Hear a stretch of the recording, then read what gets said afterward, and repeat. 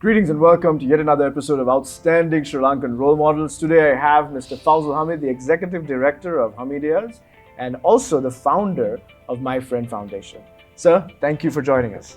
Thank you. It's an absolute privilege to be in conversation with you. You're a true role model, and as we celebrate you, I want to talk to you first about how you got started. How did you build this brand and this business that serves so many people, creates jobs for thousands of people, and has created jobs for thousands of people? How did this all start? What was your journey to get here? Yeah, thank you for inviting me for this very interesting interview. I think the credit should go to my parents who got this business, the name HAMEEDIA, and it came from my grand uncle who started in 1925. So my father bought the business while working. In 1949, he bought the business from uncle, so they gave it to my father. So now we are actually the fourth generation, but from my father to my daughter, my children also working, my brother's children are working. So it's unofficially fourth generation, but officially third generation. And so how did you get, obviously you inherited something, but you and your generation has taken it to another whole new level. Yeah. How did you get there? How did you get to that skill? How did you work hard? It didn't happen overnight. Yeah. Wishful thinking didn't make it happen. Yeah. Somebody didn't give it to you like that. Yeah. You all built it. What did you do? I think the guidance we got from the parents, that was the foundation, right? Okay, we none of us had any degree or anything. We had just basic school O level, and I think it's the parents who guided us, who told us just stories. My mother always says, you can't lie. In business, in this country like Sri Lanka, you have to lie. But then at home, that was one of the policy my mother brought in. So that's how I made brand, because I used to buy from third party and sell one time. I used to do brokers, I buy. So now I know they were lying. Now see, when you say cotton, they say cotton. For me, it's not cotton. It's a linen. It's not linen. Those are not original. So while going in, then I found I was looking for original, because my mother told me I can't lie. Now see, there are a lot of rejects, the fake in the market. People import from various countries. So I was so much curiosity to see that whether these are original or a fake. So we were looking for original every time. Every time we were looking for original.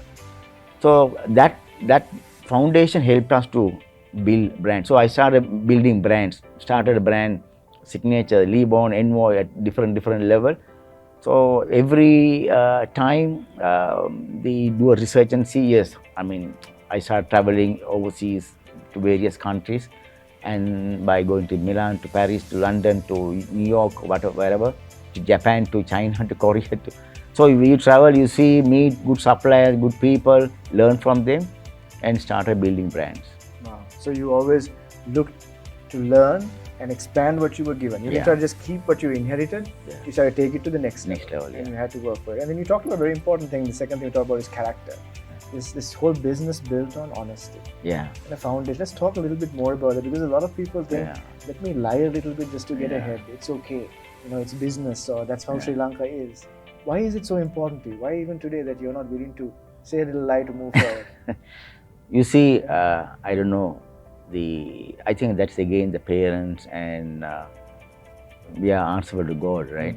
Lying, what is it? End of the day, we are from middle class, and we came. So I saw my mother, father were very humble, very honest people. So that values we want to keep it. So all my three brothers who are in the partners in the business, we practice that, because my mother yet lives and she yet keeps saying that, And it's a good question, because I see it. See, when you lie, it's a short term. Now for me to sell anything, if my product is good, why should I lie? If my product is good, if I know the game, if I know the product, if I know what I am selling, right now, so my customers can understand what I sell. Okay, there is competition. There's competition, but yet the competition came all last 5 to 10 years for me. So when I started doing the right thing, I build it without much competition. But now competition at next level we go. So I think that's it. Now as a mentor on your project, I feel those people whom you brought I mean, they're all talented. I always think, where was I at that time? Why can't we all get together and give them that guidance? Because any country to come up at next level, it is all about entrepreneurship. It's entrepreneurs who build the world, right? Yeah. I mean, now see, I saw last budget, the finance minister says it's a burden state.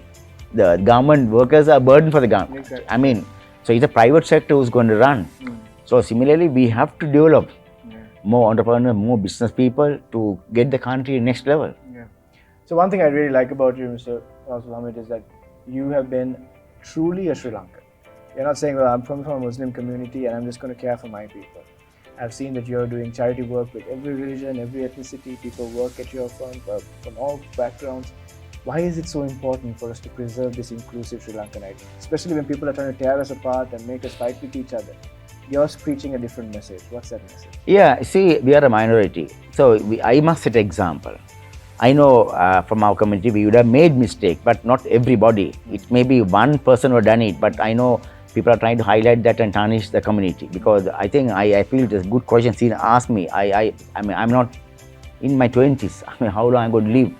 So I see it. These are things we must not get trapped. These some people with the agenda, they do this. Yeah. I think for us, enough is enough now, right? We have to unite. It's a beautiful country. This country, I mean, we have got a lot of natural resources. This country can be taken at next level. If late Lee Kuan Yew in the early 50s comes here, and father sends him here to study Sri Lanka model concept, right? And I saw a biography written in that, he learned from Sri Lanka. Now today, our politician talking about Singapore. I think we are a better place. We have got everything. It's all about our leaders or anyone in the country. They must put the right people to run. Right people. It's not about my party, my friend. No. In our business, we do that. We try to bring the right people. And that's how we start moving into international. So I think for us, what is important right now is, for me, as a Muslim, I had to say that I'd be perfect. I know you can't be perfect, 100% perfect in this country like this, but then it's a message we have to give. I mean, I should be fair in my life. If I am a fair player, I can survive. So everyone must do that. I mean, for me, I am a Sri Lankan, and I see it. These all misunderstanding. Yeah. It's all created. Yeah. You have to think, whatever everybody says to divide us, ask what's their agenda, why are they doing this? Perfect. Where is it coming from? And thank you for being somebody who's held an inclusive Sri Lankan identity. Also, I want to talk about your heart and compassion. That's something that I want to highlight from all our role models. You've been a mentor for our Sri Lanka Unites investment programs. You've been an investor to these young people, and you have this foundation that you're running. You're a businessman. People might say, hey, just focus on making money and making a business. Why do you want to care about what people are going through and doing this charity? Why do you do it? Why are you moved by compassion? Yeah, good question. Actually, my father, mother were doing for many decades. I saw that. They help people from the time I see with a small business, they care for people. So at home, my mother does that, giving, helping, caring. My mother, I see it, she always see even a small payment hawker, she goes and buy from him. I ask why. That person must survive. We can't go to big store. So there are a lot of examples we were given by in our childhood days. So I see it. That's the way we should do. What was the question? And the foundation. Tell me about the work that you do with the My Friend Foundation. Yeah. See, I got into helping schools. I mean, I was heading a school, and after going into that school, as I was chairman of the school, and I found that a lot of children come from broken families, a lot of children come from poverty, there are a lot of underprivileged children. So these children, there are children, they come without breakfast. And I have seen children with torn shirt, right, badly dressed, their backs are torn. So when I analyze and found, when I checked their background, their parents are separated or single parents, they had various issues. So then after seeing, I want to touch all 4 communities. So I started My Friend Foundation, which I don't say I'm done great, but then last few years, due to all these problems, we couldn't do much work. But that's the way forward. Country to come up, I think it's the education. I mean, if the government must see that the right education be given. If you give right education to our youth, definitely they are the people who are going to give back to the country. Yeah. But also on the lines of compassion, most businesses, especially in the Western world, would say, okay, times are tough, there's a pandemic, we're stuck, we're not making as much money, time to let people go. But still, you and your team and many other amazing entrepreneurs in Sri Lanka have said, no, we have to take care of our people. And you talked about even going and getting vegetables from certain places, so we feed our people. Talk to us about that. Yeah, actually, I know a lot of people are fed up in the way things are going, but then I was always thinking, I mean, I saw a lot of people, I would say sometimes they were selfish. I mean, they want their comfort first, but I don't know, I saw again my parents, so they were sacrificing for other people. So for me, I think that was, I saw my parents, I want to see that, my staff are important, poor people are important. So, I mean, this is what we are going to take when we die. The good things what we do in life are what are going to take it back, right? So, those are the things which I saw from my parents. So, I always see it, going, yes, when you go to another country, we are third-class citizen. I mean, it's my country, I was born here, and I have built a name here. So, I mean, so for me, it was a big question, right? I know business is getting tough and tough, but yet we want to survive here, we want to rebuild our business and go into international, I mean, I keep on saying this every time. We have a lot of talent in the country, like what you have done.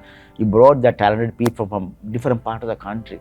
I mean, if the country leaders can do this, our ministers can do this, I mean, you just take example of our garment industry. In the 80s, we had nearly about 750 garment factories, right? And we were above Bangladesh in the area. Today, Bangladesh is in the next level, So, I mean, what happened? And most of our people started going and working in different parts of the world. So, we lost that grip because we didn't have proper leaders to guide them, because Sri Lanka has talent. So, I mean, now see, we all wear the local product, right? Today, those two used to get imported. Today, our industry is so good. So, we need to get back. Yeah. I think there is a lot of potential. Earlier, tea. Today, tea is also in trouble, right? Our spices are in trouble. Our garment industry is in trouble. So, I think we have not looked after. It's all about how, okay, take example of cricket. We went back, again bounced back. So, in business, same thing. The right people run the business, right people. Yeah. So, even the government, they must put the right people, the right place. Yeah. Here, just because my party, your party doesn't matter for me. Yeah. For me, the country must run. Yeah. We can't say there's no food, there's no petrol. I mean, this can't go on like this. Yeah. So, this is a beautiful country. It's a beautiful country, right? We are not India, Bangladesh, Pakistan, right? We are a small country and this can be run. I think time has come. So you can hear the passion and you're hurting. You want something good to happen for this country. So what is your vision for your industry as an industry leader and doing so?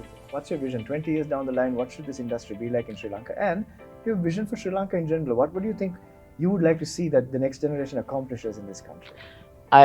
For me, the right people must come. People with honesty. If anybody wants to make money through politics, there's no blessing. There'll be curse. I think for me, look at the problem we go through last 4-5 years. These are like, I don't know, I might be wrong, correct me, right? There is a curse going on. Yeah. We have to forgive and forget and correct ourselves. Our intention must be good. When you come into anything, now I speak, I mean, I'm not against anybody. I mean, I'm not against, but I feel sorry for in the morning I went to schools. I feel so sad when I see those children. Look at the toilet in these government schools. Look at the teachers, the salary we have to pay. Look at the way I mean, if we can't get the right teachers to teach the students, what is the outcome we are going to get in the country? Look at the quality of some of the university students going to university. Can we give them a job? Because why? This school is responsible. Parents may be poor. Now, you would have gone to decent school. I mean, my parents guided me. I didn't have a big degree, but the foundation I got. But the poor children don't get that. Yeah. So, it's a school you have to mold. And our leaders, whoever, has to be a role model. They must set example. Whatever area, it can be from a Padre Sabha to municipality to wherever, right? I see it, we are in a crisis. If our leaders can't find and solve that problem, this country will suffer. So we as Sri Lankan, we must bring from my community. I keep saying, people have trying to bring wrong people. Just because somebody make a big noise, he become a main actor in that. And our media is playing very cheap thing, because the media, we are getting divided. Media is only what about their revenue and their ranking and this is again another very, I would say, very low class way of thinking. Because why I'm talking like this, for me the country is important. For me, my father took the business in 1949. We got independent in 1948. For us to, we went to open a store in London, in Kensington High Street, in our own brand. Right? I mean, it was tough for us. We were looking for quality.